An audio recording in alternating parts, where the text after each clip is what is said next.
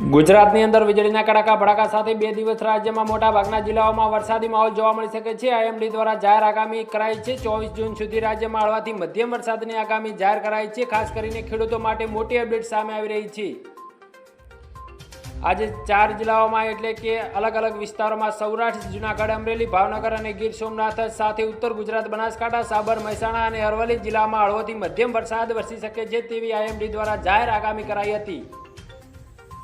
તે પ્રમાણે અલગ અલગ જિલ્લાઓમાં એટલે કે આજે વાદળ છવાયું વાતાવરણ રહ્યું હતું અને મધ્યમ ગુજરાતના મહીસાગર, ખેડા, પંચમહાલ, દાહોદ, આણંદ અને વડોદરા અને છોટાઉદેપુર જિલ્લામાં માટે એટલે કે હવામાન વિભાગની આગાહી જાહેર કરાઈ હતી। દક્ષિણ ગુજરાતના ભરૂચ, નર્મદા, તાપી અને નવસારી, ડાંગ અને વલસાડ જિલ્લામાં હળવોથી મધ્યમ વરસાદ વરસી શકે છે તેવી આગાહી કરાઈ હતી।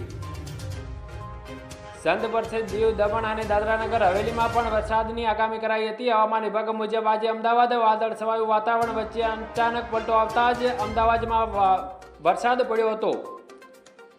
હાલ દરિયાકાંઠાના વિસ્તારોમાં દક્ષિણ પશ્ચિમ દિશામાં પણ પવન ફૂંકાઈ રહ્યા છે। સૌરાષ્ટ્રમાં પણ આજે વરસાદી માહોલ જામ્યો છે। રાજકોટ શહેર અને જિલ્લામાં વાતાવરણમાં અચાનક પલટો આવતા વરસાદના ઝાપટા પડ્યા હતા।